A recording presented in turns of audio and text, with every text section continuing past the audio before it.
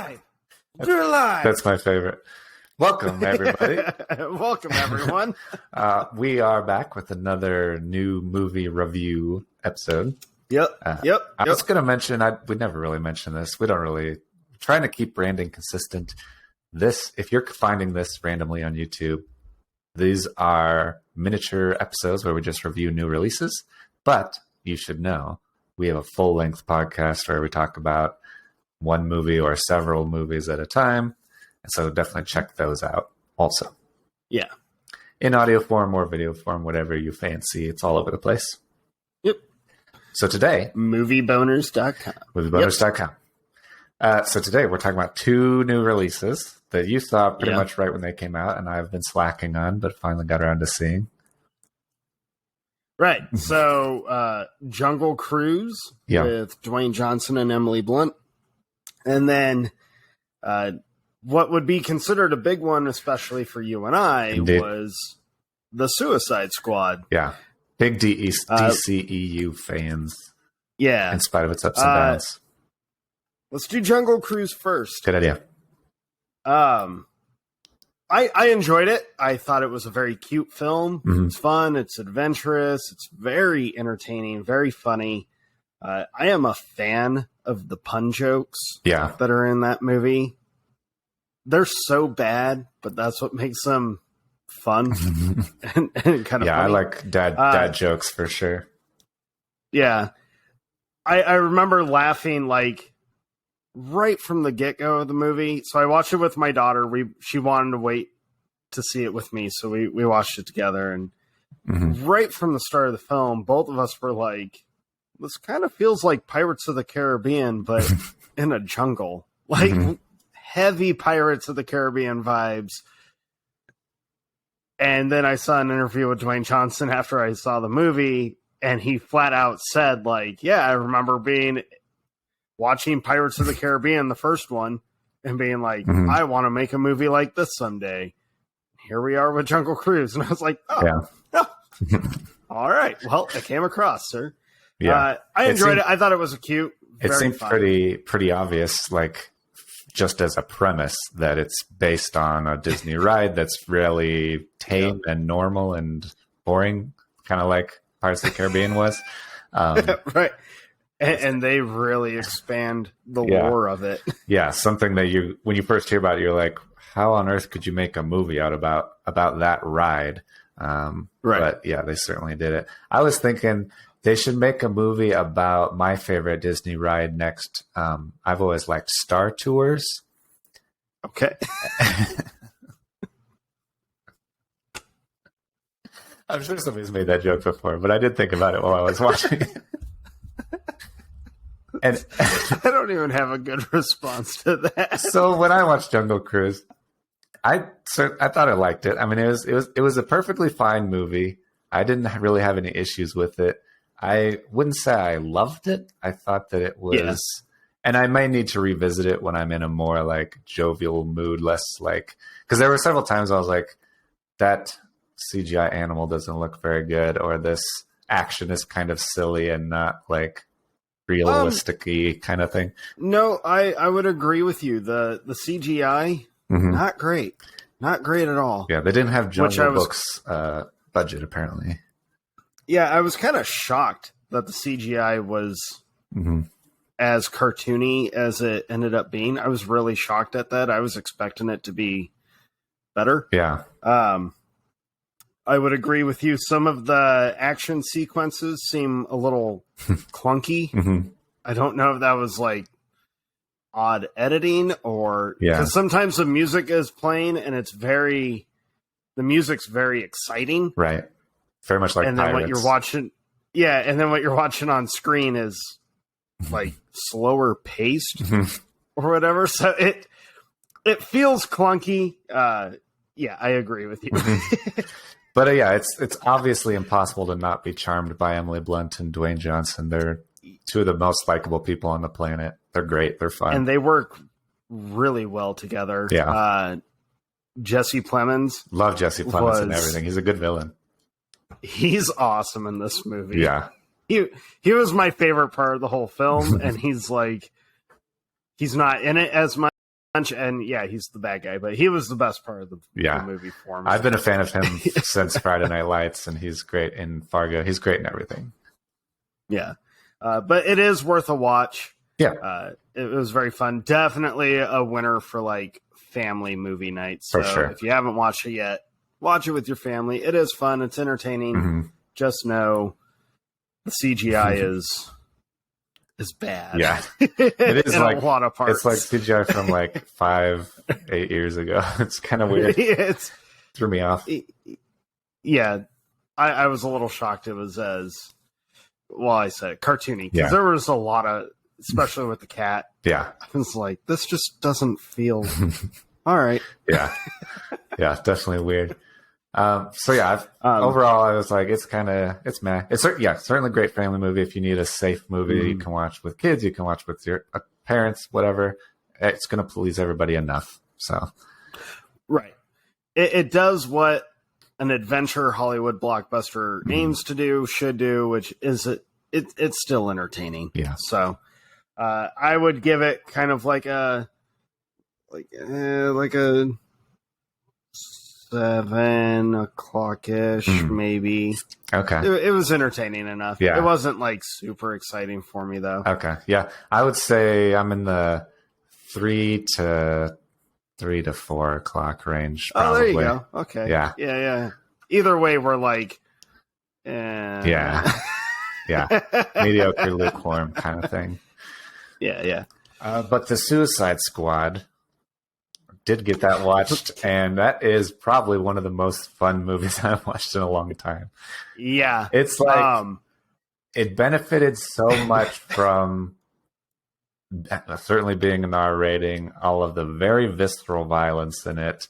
It was right up my alley. I saw a lot of really cool and gross things. Way more graphic than I was expecting it to be. Yeah. Like, I knew there was going to be some graphic death scenes in the movie, but, you know, not even 10 minutes into the movie and you see a guy's face get blown the fuck off. Yeah. Yeah. We're going to do spoiler free on these little reviews, so we're not going to tell you whose face, the outcome of it. Yeah. I loved it. I thought it was hilarious. Yeah. I thought James Gunn did such a great job of making the super violence and the super graphic death scenes or the goriness of it. Yeah. He did it in kind of a comedic, gross way, which I love. That kind of aspect of this style of film. Yeah. It's genuinely funny. I was laughing the entire time. Yeah. I will say it felt a little long for kind of what they were doing. But that wasn't obviously that's just like a obligation to try and find something. Yeah. But I enjoyed the hell out of it. King Shark, worth the hype. That dude, he's awesome. Yeah. I liked all the characters. I liked Polka Dot Man and Peacemaker. I think they did a really good job, which I think we criticized the original for, not the original, the first one.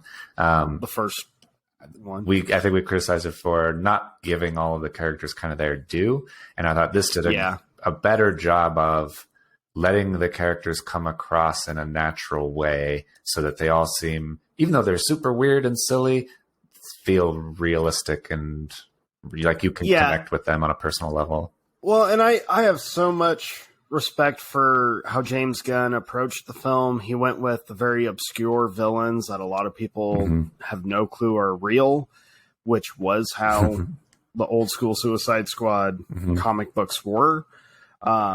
I agree. I thought it was awesome that you got to know everyone. Probably my favorite part is like a tongue-in-cheek joke that they make when Bloodsport meets oh my god, I just forgot his name. Son of a bitch. Anyways, when a couple of the killers meet each other and I don't want to say the joke because it's such a great kind of tongue-in-cheek joke about a few of these main villains, but very funny. I enjoyed the hell of it. The goofiness, the weirdness. Obviously, Margot Robbie is Flawless. Flawless. Always perfect as Harley Quinn. You know what my favorite part? So my daughter asked me, she hasn't watched it, but she asked me like, all right, Dad, what was your favorite part of like Harley Quinn in this movie? Is she still your favorite when she shows up? And I was like, I do love Harley. And I think this is my favorite version of Harley Quinn, which is weird to say because she's the same character. Yeah. However, this is the first time where they've given her actual wardrobe. Yeah. And it was kind of nice that they just let the character be the character without being like, you have to see her ass. Yeah. Or look, she's not just sex appeal. Yeah. They just let her be Harley Quinn. And you get to see her fighting style is way more developed and more animated series style, which I loved. I was so happy about that. I love Suicide Squad. I thought it was exactly what the DCEU needed. Yeah. I think that's the sort of thing they should focus on, is like those kinds of stories. They don't even have to string them together. It's great that you have had Margot Robbie in 3 different Harley Quinn movies, but you don't have to string them along. You can make a great R-rated Suicide Squad movie. You can make a great one-off R-rated Joker movie. Just put out good adult movies. Be something that Marvel can't be. Marvel and Disney will never be this. They'll never have that many people torn in pieces. That many limbs come free from their bodies, whether it's intentional, like they're letting their limbs. Okay, that's whatever. But it's cool. Marvel's never going to show one of the characters snacking on a human leg. Yeah. Or a head. They're not going to do it. I think DC and Warner Brothers should kind of go towards, let's just make the singular films, although I would love to continue to see the Snyderverse come to fruition. But that's still kind of its own thing. Yeah. I think moving forward, just don't worry about being this giant cinematic universe. Just make cool, fun, entertaining, dark stories. Yeah. Except for Superman. You can't let go of Henry Cavill. He's the best thing that could possibly happen to that character. Please bring him back. The only other thing I was going to say about Suicide Squad is when I was watching it, I got pretty heavy Mystery Men vibes, like in a good way. Like I thought it was really, really fun, really funny. And it reminded me of Mystery Men, just kind of a little bit more serious version, but I don't know. I would agree with you. I had those vibes as well, just with how they're like going through the city and everything. I also wanted to say Joel Kinnaman. Yeah. I felt this version of Rick Flag was what his version in that first one should have been. Yeah, for sure. He's so much better in this one. He doesn't try to be like this all intimidating, look at me, I'm such a badass leader who's got like love interest complication. He was pulled in a lot of directions. This one he's just very like, yep, this is my job. I have to team up with villains. Here we go. Like loved it. Yeah, very much enjoyed it. What would you give it? I'd put it up there. I'd say we're at like 1 o'clock, close to 12 o'clock. We're like right at there in the midnight range. Yeah, I am right there with you. This movie, when it ended, I was like, I'm so happy and excited right now that I got to watch this movie. It was so fun and entertaining, and it was kind of a lot of things that I personally like. So it felt like it was kind of made for me in that way. And it's got some shocking moments. I mean, there were plenty of scenes in this movie that I audibly had those like, oh shit. Yeah. Like, what? I've seen so many movies that it's not common for me to see something in a movie I've never seen before. And it's so like pleasant when it happens. Like you just feel kind of refreshed. You're like, oh yeah, this is what I love about this like thing. Just show me something interesting or crazy that I've never seen before. And it did it several times. It does it so many times.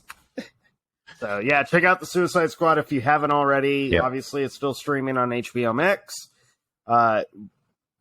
I think some people probably don't know this completely, but HBO Max, when they stream the Warner Brothers new releases, it is not a permanent stream. You have like a couple weeks, and that's about it. Or maybe it's a month.